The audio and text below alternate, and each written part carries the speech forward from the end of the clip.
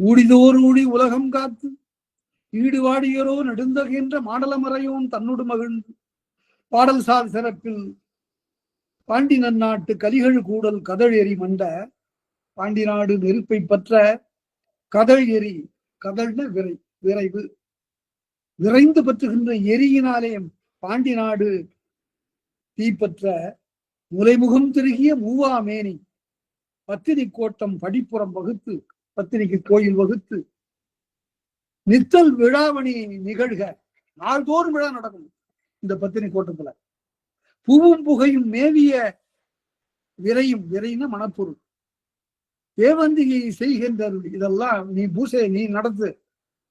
அப்போ ஒரு பெண் பூசா நிகழ்த்தக்கூடிய பூசாரின்னு சொல்றாங்க. இப்ப பூசை பெண், இந்த பூசை பெண்ணாக தேவந்தியை செய்கின்ற அருளி வலமுறை மும்முறை வந்தனன் வணங்கி 3 முறை வளமாக வந்து வணங்கி உலக மன்னவன் நின்றோன் முன்னர் அருஞ்சிறை நீங்கிய ஆரிய மன்னரும் சிறையிலிருந்து விடுவிக்கப்பட்ட ஆரிய அரசர்களும் பெருஞ்சிறை கோட்டம் பிரிந்த பின்னரும் பிரிந்த மன்னரும் குடக கொங்கரும் குடகு நாட்டு கொங்கு அரசர்களும் மாளுவ வேந்தரும் மால்வார் என்று சொல்லப்படுகின்ற அந்த வட இந்திய நாட்டு வேந்தர்களும் கடல் சூழ் இலங்கை கயவாகு வேந்தனும் இலங்கையிலிருந்து வந்த கஜபாகு அந்த அரசனும் இந்நாட்டாங்கன் இமயவரம்பனின் நன்னாட் செய்த நாளணி வேள்வியில் வந்தீக என்றே வணங்கினார். எல்லாரும் அங்க விடத்து வந்து நன்னாட் செய்த நாளணி பிறந்த நாட் பெருமை செய்த அந்த நாளணி வேள்வியில் வந்தீக என்று வணங்கினர். வேண்ட தந்தேன் வரம் என்று எழுந்தது ஒரு குரல். அப்ப ஒரு குரல், நீ வந்து அருள வேண்டும் என்று எல்லாரும் வேண்டிய போது வானிலிருந்து ஒலித்தது ஒரு குரல். அது என்னது? ஆங்கது கேட்ட அரசரும் அரசரும் ஓங்கிருந்தான் தானையும் என என்று ஏத்த சொல்லுங்கம்மா அப்படின்னு கேட்க, வீடு கண்டவர் போல் மெய்தறி விரும்பிய வீட்டுலகத்தை பெற்றுவிட்டார் போல மாடலமறையோன் தன்னுடன் கூடி தாழ்கள மன்னவர் தன்னடி போற்ற வேள்விச்சாலையின் வேந்தன் போன்றான். பத்தினி கோட்டத்திற்காக வந்தான். வந்தபோது இதுதான் கடைசி பகுதி. இந்த பகுதியில இளங்கோவடிகள் வர்றார். காப்பியம் என்றக்கூடிய ஆசிரியனே வர்றான், அடிகளே இங்க வர்றார். இந்த மாதிரி நிகழ்ச்சி எங்க வருதுகிறதுன்னா வியாச பாரதத்துல வியாசரே வர்றார். வியாசர் பாரதத்தை பாடுகிறார். அவரே கடைசியில் ஒரு பாத்திரமாகவும் வருகிறார். அதுபோல காப்பியத்தில் இது ஒரு மரபு. இளங்கோவடிகள் இங்கு வந்து அவர் சொல்லுகிறார், யானும் சென்று நானும் போயிருந்தேங்க. எதுக்கு? பத்தினி கோட்டத்துல செங்குட்டுவன் செய்த அந்த விழாவிற்கு யானும் சென்றேன். என் எதிர் எழுந்து எனக்கு முன்னால தேவந்திகை மேல் திகழ்ந்து தோன்றி வஞ்சி மூதூர் மணிமண்டபத்திடை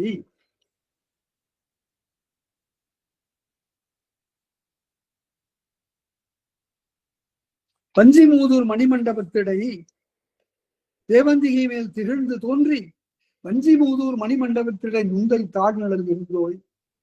அதாவது இமயவரம்பனாகி உன்னுடைய தந்தையின் தாழின் கீழ் இளங்கோவே நீ உட்கார்ந்திருந்தாய். அப்ப அரசு வீட்டிற்கும் திருப்பொறி உண்டென்று ஒரு நிமித்திகன் வந்தாங்க, ஒரு சோதிடன் வந்தான். நீயும் உன்னுடைய அண்ணன் செங்குட்டுவனும் உட்கார்ந்திருந்தீங்க. அவன் உடனே உன்னை பார்த்து, இளங்கோவை பார்த்து, அரசு வீட்டிற்கும் திருப்பொறி, இவருக்குத்தான் அரசு, அடுத்தபடியாக அரசனாக ஆகின்ற நிலை இவருக்குத்தான் உண்டு என்று சொல்ல, உரை செய்தவன் மேல் உருத்து நோக்கி, உருத்துங்கிறதுக்கு இடை நம்ம போடணும், உரை செய்தவன் மேல் உருத்து நோக்கி என்ன சொல்ற அப்படின்னு அப்படி பார்த்து, கொங்கலன் இருந்தார் குடித்தேர்த்தானே செங்குட்டு வந்தன் செல்லல் நீங்க தானே சிறப்புடைய செங்குட்டுவனுடைய துன்பம் நீங்குமாறு, செங்குட்டுவனுக்கு அது துன்பம் தான், துன்பம் நீங்குமாறு பகல் செய்வாயில் படியோர் தம்மும் ஞாயிறு தோன்றி இருக்கக்கூடிய இந்த உலகத்தின்கண் அகலிடப்பாரம் அகல நீக்கி உலக வாழ்க்கையை ஆளுகின்ற உலகத்தை ஆளுகின்ற அரச உரிமையை அகல விட்டு நீங்கி சிந்தை செல்லா சேனெடுந்தூரத்து மனத்தால் எட்ட முடியாத ஒரு மாபெரும் பதவிக்கு நீ போயிட்ட. அந்தமில் இன்பத்து அரசால் வேந்தன்று அந்தமில்லாத பேரின்பத்தை ஆளுகின்ற அரசனாக நீ மாறிட்ட என்று எந்திரம் உரைத்த இமையோர் இளங்குடி வாறு தேவந்திகை மேல் திகழ்ந்து தோன்றின்னு அதுக்கப்புறம் பாத்தீங்கன்னா 9 அடிகள்ல இளங்கோவடிகளுடைய வரலாற்றை கண்ணகி சொல்லியாச்சு. கண்ணகி தெய்வம் இளங்கோவடிகளுடைய வரலாற்றை எந்திரம் உரைத்த இமையோர் இளங்குடி என்னுடைய வரலாற்றை சொன்ன அந்த வான உலகத்து பெண் தந்திரம் உரைத்த தகைசா இதுவரையில என்னுடைய வரலாற்றை கண்ணகி சொன்னால அந்த அவளுடைய வரலாற்றை நான் இதுவரையில சொல்லிட்டேன் என்று வானத்திலிருந்து கண்ணகி இந்த வரலாற்றை சொல்லி முடிக்க தெரிவுற கேட்ட திருத்தகனையில் இப்ப இளங்கோவடிகள் நம்ம பக்கம் திரும்பிட்டார். இதுவரையில சிலப்பதிகாரம் கேட்ட மக்களே அப்படிங்கிறார். இளங்கோவடிகளுக்கு என்ன பண்றாரு, கண்ணகி இளங்கோவடியோட வரலாற்றை சொன்ன பிறகு உளமு வந்து கேட்டு எல்லாரும் கேட்டாரு. வானத்திலிருந்து எழுந்த குரல் அது வேறு எதையும் சொல்லல. இளங்கோவடி என்ன எல்லாருடைய வரலாறு சொல்லி முடிச்சாச்சு. இப்ப கண்ணகியினுடைய தாய், கோவலனுடைய தாய், எல்லாருடைய வரலாறும் சொல்லியாச்சு. மாதரியினுடைய கதை எல்லாம் சொல்லியாச்சு. எல்லாவற்றையும் சொல்லி முடித்த பிறகு இளங்கோவடி ஒரு வரலாறு பாக்கி இருக்கு. இவ்வளவு பெரிய காப்பியத்தை எழுதியவருடைய அந்த தியாக பண்பு சொல்லணும்ல, அத கண்ணகி சொன்னார். சொன்னதை கேட்ட அந்த நிலையில அவரு தெரிவுற கேட்ட இந்த பகுதி போல காப்பியத்துல எங்கும் இல்லை. ராமாயணம் முடித்த பிறகு ராமாயணம் சொல்லுகின்ற பாகவதர் பட்டாச்சாரியார் சொல்லுவார், இந்த காப்பியத்தினால நமக்கு என்னென்னதான் தெரியுது.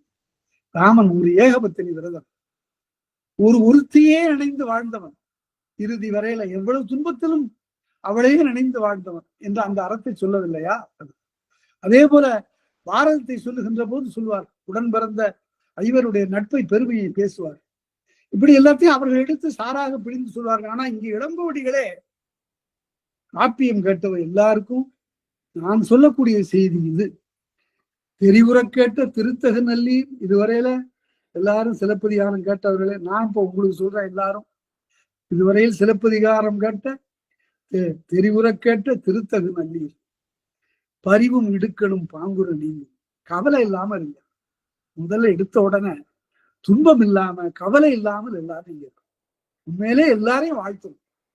வாழ்த்துதல் என்பது மனித கடமை, வசை என்பது மனிதனுடைய செயலே இல்லை. அதனால பரிவும் இடுக்கணும் பாங்குற நீங்குமே. அதனால கவலையை விடுங்க.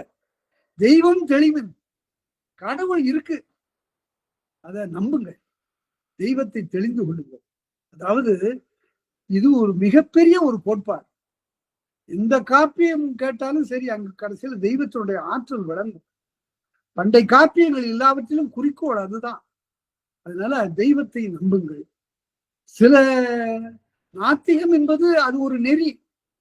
ஆனால் இளமையில எல்லாம் பேசுவதற்கு, நாத்திகம் பேசுவதற்கு நமக்கு ஒரு உடல்ல ஒரு வலிவு இருக்கும், துடிப்பு இருக்கும், புதுமையில ஒரு நாட்டம் இருக்கும், எல்லாம் இருக்கும். ஆனால் காலம் செல்ல செல்ல அந்த நிலை மாறும். நான் ஒரு செய்தி சொல்றேன் பாருங்க. இந்த அம்மாவே சொன்ன செய்தி. பாவேந்தர் இருக்கையில உட்கார்ந்து தலைமை தாங்குறாரு. 4-5 பேர் பேசுறாங்க. அவருக்கே ஒரு முரட்டுத்தனமான ஒரு பேச்சு. அன்னைக்கு என்ன சொல்றாருன்னு கேட்டா, எல்லாம் பகுத்தறிவு இல்லாம உலகம் வீணா போயிட்டு இருக்கு. இப்படிதான் அவர் பேசுவாரு. பகுத்தறிவு இல்லாம உலகம் வீணா போயிட்டு இருக்கு. அறிவில்லாத மனிதன் எதற்கு பயன்படுவான்? புராணங்களை பேசி வீணா போறான், கடவுள் இருக்குங்கிறான், இருந்தா இருந்துட்டு போகுத அப்படி இப்படின்னு பேசினார்.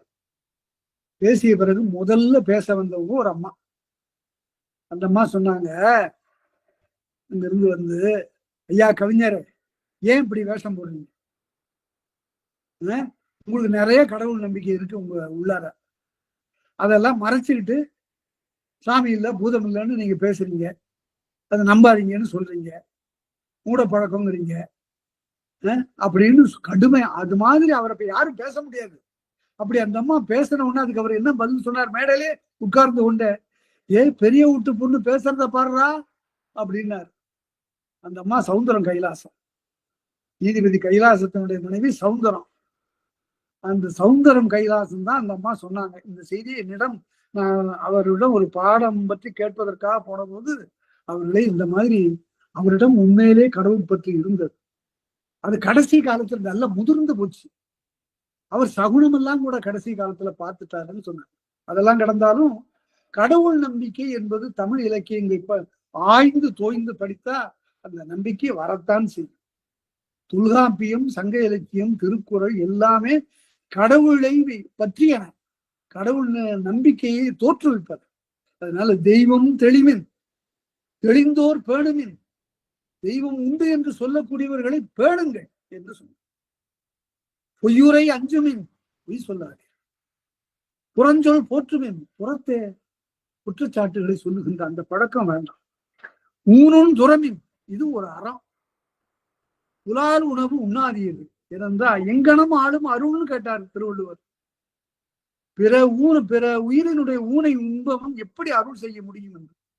அதனால உணவு பழக்கத்துல அந்த அருள் உணர்வு இருப்பவர்கள் யாரும் அதை செய்ய மாட்டார். ஊனும் துறமின், உயிர்கொலை நீங்குமின், உயிர்கொலை செய்யாதீர்கள். எல்லாம் பார்த்தா திருக்குறள்ல சொல்லப்பட்ட செய்திகள் தான். வெவ்வேறு அதிகாரங்கள்ல சொன்ன செய்தியை அவர் கடைசியில தொகுத்து சொல்லுகிறார். ஊனும் துறமின், உயிர்கொலை நீங்குமின், தானம் செய்யும். தானம் செய்யும். என்ன தானம்? நூற்றுக்கணக்கான தானங்கள் இருக்கின்றன. கடைசியில பாரதி சொன்னான், அன்ன சத்திரம் 1000 கட்டல், ஆலயம் 10,000 நாட்டல், அன்ன யாதிரும் புண்ணியம் கோடி ஆங்கோர் ஏழைக்கு எழுத்தறிவித்தல். இன்றைக்கு படிக்க வேண்டும் என்ற துடிப்போடு இருக்கக்கூடிய பிள்ளைகளுக்கு கல்வி செல்வத்தை கொடுப்பதற்குரிய வழி இல்லாமல் தவிக்கக்கூடிய நிலையில் இருக்கு. உண்மையிலே மிகப்பெரிய செயல் தமிழ்நாட்டில் நடந்தது அதுதான். பள்ளி செல்லக்கூடிய பிள்ளைகளுக்கு மதிய உணவு தரக்கூடிய நிகழ்ச்சி முதலாக முதலமைச்சராக இருந்த காமராசர் தொடங்கி வச்சார். ஒரு பையனை பார்த்து கேட்டாரு, ஆடு மாடு மேய்த்து கொண்டிருந்த பையனை பார்த்து, ஏன்பா பள்ளிக்கூடம் போகக்கூடாதான்னு கேட்டாரு. நான் பள்ளிக்கூடம் போயிட்டா சோறு யாரு போடுறதுன்னு கேட்டார். அந்த வினாதான் அவரை மதிய உணவை போட வைத்தது. மதிய உணவை போட்டு விடுவது என்று முடித்த உடனே அதற்காக செலவை பார்த்த உடனே பல லட்சங்கள். நிதியமைச்சர் சுப்பிரமணியன் சொல்றாரு, அவ்வளவெல்லாம் செலவிட முடியாதுங்க, நம்முடைய திட்டத்துல பணம் இல்லைன்னு. அப்படியா, நான் போய் பிச்சை எடுக்கிறேன் முதலமைச்சர். அப்பதான் நிதி மிகுந்தவர் பொற்குவை தாரி, நிதி குறைந்தவர் காசுகள் தாரி அப்படிங்கிற அந்த தொடர் எல்லா இடத்தும் பேசப்பட்டது. ஆனாலும் அவர் மாநில நிதியிலிருந்தே ஒதுக்கி மதிய உணவு போடப்பட்டது. இன்றைக்கு போட்டாரோ அன்றையிலிருந்து அது அப்படியே தொடர்ந்து இன்றைய வரையில மற்றவர்களாலும் அது தொடர பெற்றது. எல்லாரும் நல்லறம் செய்தார்கள்.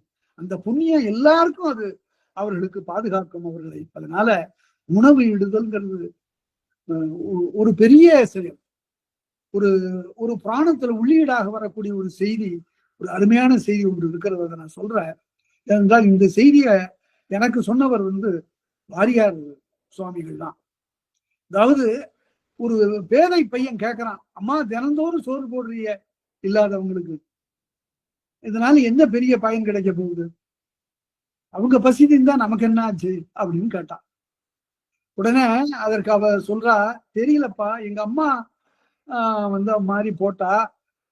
இதே கேள்வி எனக்கு பிறந்த போது எங்க அம்மா அதே தான் சொன்னா, எங்க அம்மா போட்டா அப்படின்னு. பரம்பரையாவே இது நடந்துகிட்டு இருக்கு. ஆனா அதுக்குள்ள காரணமும் இதற்கு பின்னால வரக்கூடிய விளைவும் தெரியல அப்படின்னு சொல்லிட்டு சொன்னாலாம்.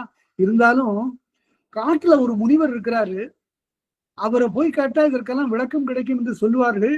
நீ எல்லாம் பெரியவனான பிறகு அதை போய் தெரிந்து கொள்ளலாம் என்று சொன்ன பிறகு அம்மா அந்தாண்ட போன பிறகு இவன் காட்டுக்கு புறப்பட்டான்.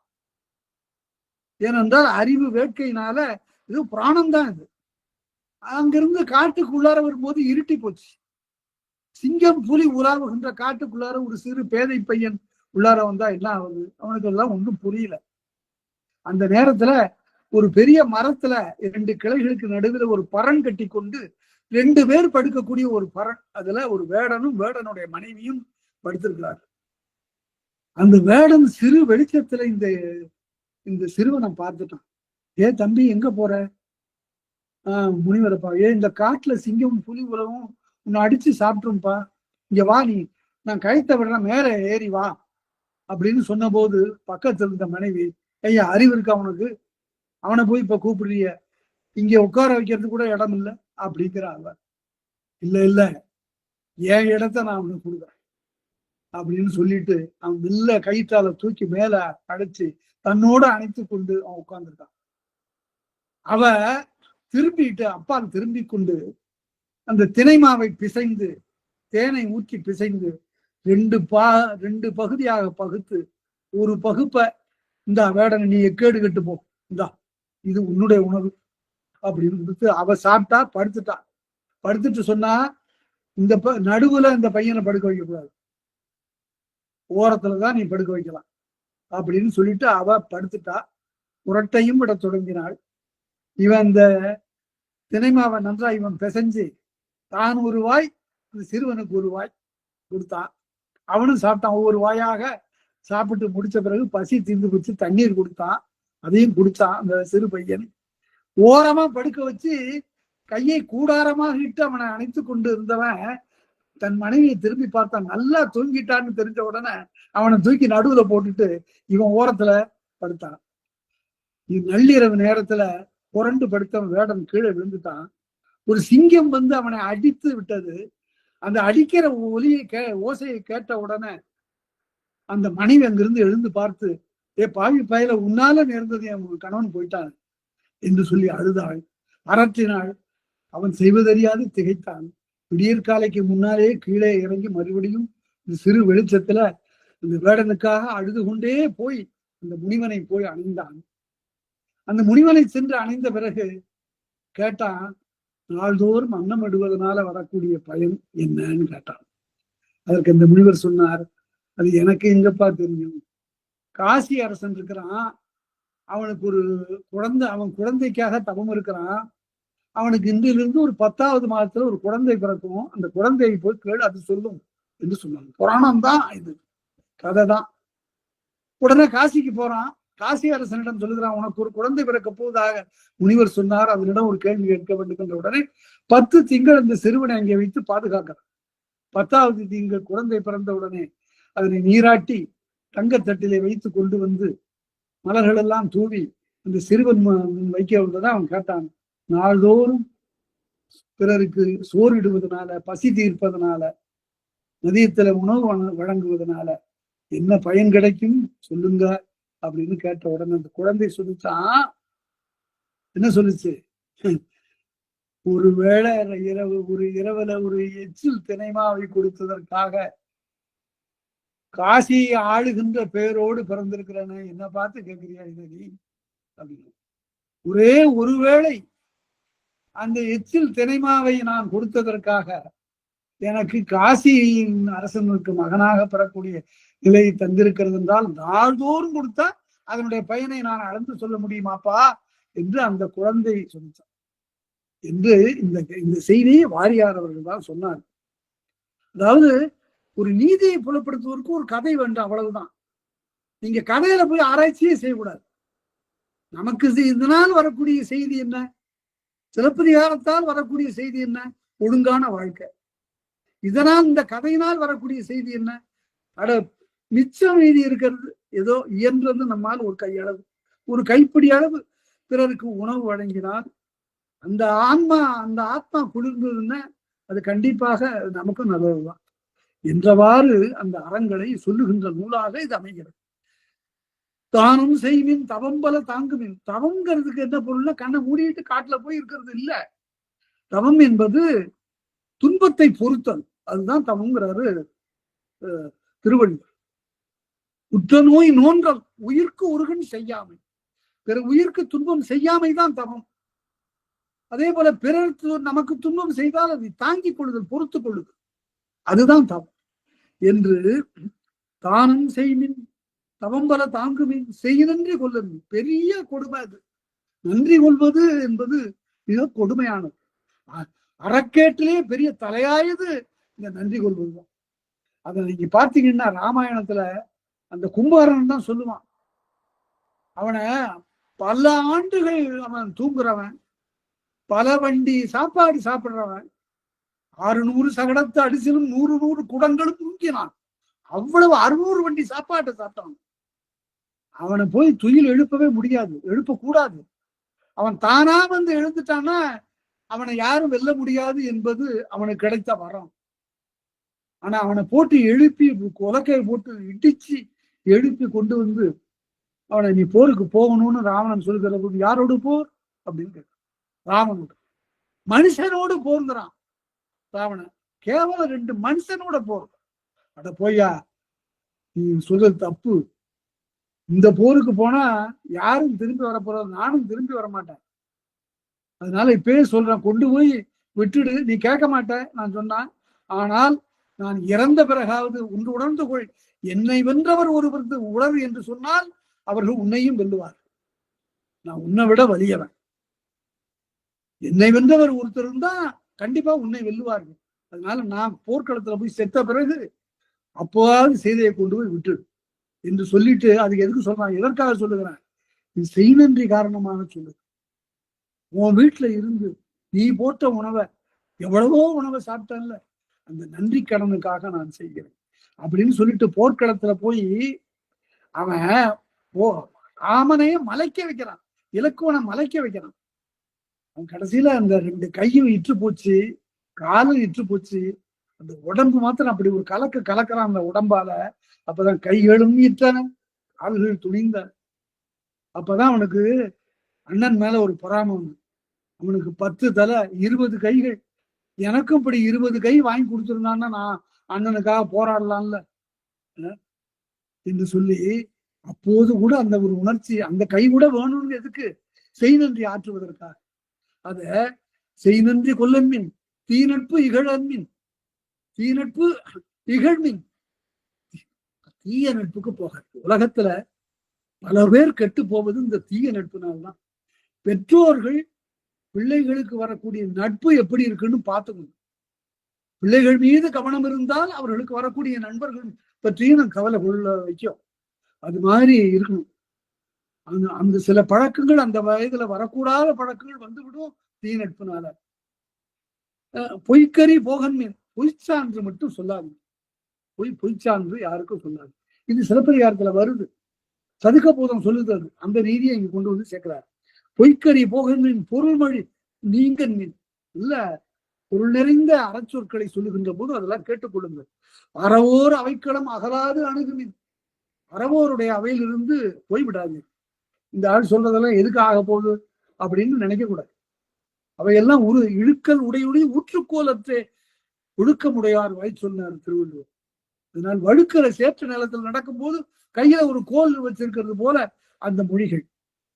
அறவோர் அவைக்களம் அகலாது அணுகுமின், பிறவோர் அவைக்களம் பிழைத்து பெயர்மின், மற்ற தீயோருடைய கூட்டத்துல சேராம விலகி விடுங்க.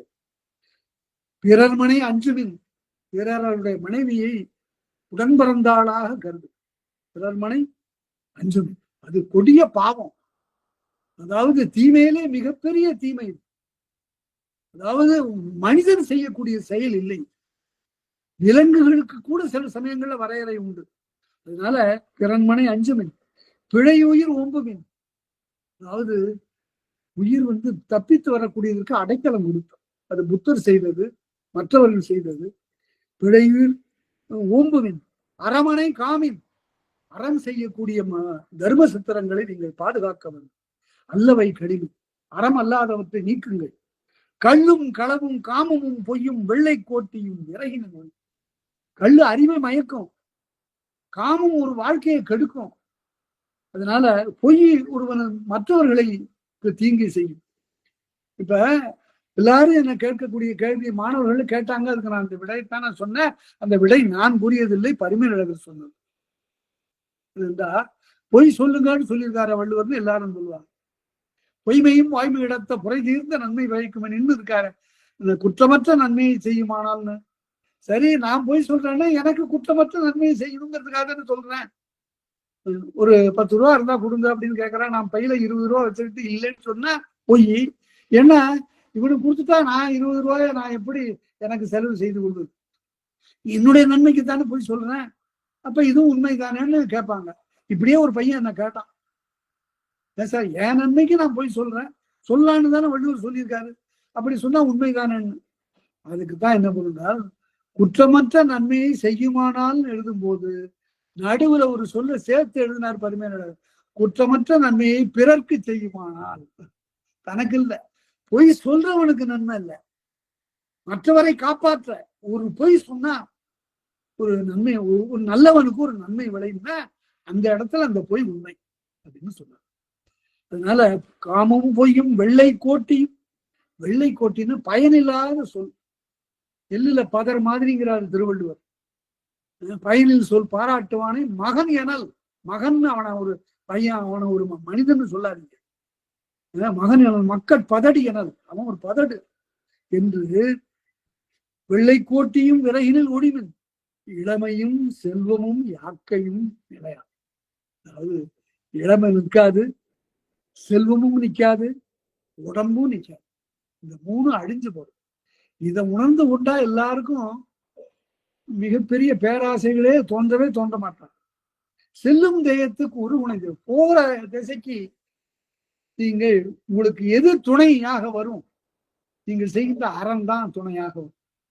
அதனால அதை மல்லன்மா ஞாலத்து வாழ்வீர், இந்த மாபெரும் ஞாலத்தில் நீங்கள் நன்றாக வாழ்வீர்கள் என்று வாழ்த்தி அத சிலப்பதிகாரத்தை பிடிச்சாரு. அதற்கு பிறகு ஒவ்வொரு காண்டத்துக்கும் ஒரு கட்டுரை உண்டு. 2 காண்டத்துல 2 கட்டுரை பார்த்தோம். இங்க சொல்றாரு கடைசியாக சேர நாட்டுக்குரிய கட்டுரை வஞ்சி காண்டத்தில் சொல்றாரு இளங்கோவடிகள். முடிவுடை வேந்தர் மூவருள்ளும், இந்த 3 பேர் ஆண்ட காலம் பொற்காலமாகத்தான் இருந்திருக்கிறது. சில சிறு நெடுஞ்சே பாண்டிய நெடுஞ்செழியன் அறியாது செய்து தவறு போல வேறொன்று நிகழ்ந்ததாக இல்லை. அதே போல சிறு சில செங்கோலிலிருந்து பிழைத்தமை எல்லாம் சங்ககாலத்தில் நிகழ்ந்திருக்கின்றன. அது தவிர பெருக பார்த்தால் மன்னர்கள் எல்லாம் மக்களுடைய நலம் பேணி இருக்கிறார். முடிவுடை வேந்தர் மூவருள்ளும், குடதிசையாளும் கொற்றம் குன்றா ஆரமார்பில் சேரர் குலத்து உதித்தோர், அறனும் மரனும் ஆற்றலும், அறமுடையவர்கள், வீரமுடையவர்கள், ஆற்றல் உடையவர்கள், பழவிரல் மூதூர் பண்பு மேம்படுது. வழி வழியாக வந்த பழமையான வஞ்சி நகரத்தினுடைய மரபு, அதையும் பாதுகாத்தவர். விழுவுமலி சிறப்பும், இப்ப பார்த்தாலும் விழாக்கள் நடக்கும் வஞ்சி மாநகரத்தில். விண்ணவர் வரவும், மாணவர்கள் வந்து எல்லாம் வழிபடுவார். குடியா இன்பத்து அவர் உரை நாட்டு, குடியும் செல்வமும் கூடியும் பெருக்கும். செல்வம் பெருகி இருந்தது வஞ்சி நாடு. கூடியும் பெருக்கும், கூழ்னு பொருள், பொருளினுடைய பெருக்கமும், வரியும் குறவையும். வரிப்பாட்டு, வரிங்கிறது இங்க இசை பாட்டு, குறவைங்கிறது ஆட்டம். ஆடல் பாடல் ரெண்டும். வரியும் குறவையும் விரவிய கொள்கையும் இதையெல்லாம் கலந்து அந்த வஞ்சி மாநகரம் புறத்துறை மருங்கின் அறத்தொடு பொருந்திய, புறத்தே எல்லாம் அறம் செய்வோராக வாழ்ந்து மரத்துறை முடித்த வாய்வாழ் தானை, அதே போல வீரத்துல குன்றாமல் இருந்து பகையை வென்று முடித்த தானையோடு பொங்கிரும் பரப்பின் கடல் பெறக்கோட்டி, கடல்ல போய் களம் ஓட்டியதுல செங்குட்டுவனுக்கு நிகரா ஒருத்தன் இல்லை. அதை புறநானூற்றிலையும் பார்க்கிறான். செங்குட்டுவன் களம் ஓட்டிய கடல்ல வேற ஒருத்தன் களம் ஓட்ட முடியாது. அப்படி வணிக கப்பல்கள் எல்லாம் அந்த காலத்துல இருந்தது, கடற்படை இருந்தது. ஆக மூவேந்தர்களிடத்து கடற்படை இருந்ததற்கு செங்குட்டுவன் ஒரு சிறந்த சான்றாக விளங்குகிறான். செங்குட்டுவனோடு ஒரு பரிசு நோக்கி, ஒரு தன்மையை நோக்கி கிடந்த வஞ்சிக்காண்டம் முற்றிற்று. இதோடு வஞ்சிக்காண்டம் முடிகிறது என்று சொல்ல 30 காதைகள், ஒரு அருமையான ஒரு காப்பியம், கருத்தாலும் நடையாலும் சிறந்த ஒரு காப்பியம் அது. ஏனைய 4 காப்பியங்கள்ல இத்தகைய சிறப்புகளை பார்க்க முடியாது. மணிமேகலை அறத்தினுடைய சிறப்பை எடுத்து சொல்லக்கூடிய காப்பியம். சீவக சிந்தாமணி ஒரு சமய பெருமையை எடுத்து சொல்லுகின்ற காப்பியம். மற்ற 2 காப்பியங்களும் சமய காப்பியங்கள் தான், முழுமையும் கிடைக்கல. 5 காப்பியங்கள். அதற்கு பிறகு பின்விளைந்த காப்பியங்கள்ல சைவத்துக்கு ஒன்று பெரிய புராணம், வைணவத்துக்கு ஒன்று கம்பராமாயணம். அதற்கு பின்னும் பல காப்பியங்கள்லாம் கவிஞர்களால் எழுதப்பட்டது. ஆனால் இந்த காப்பிய மரபு நமக்கு மிக நீண்டு வந்ததற்கெல்லாம் தொடக்கம் இந்த சிலப்பதிகாரம். அதனை இந்த ஒரு 1.5 ஆண்டு காலம் நாம பார்த்திருக்கிறோம்.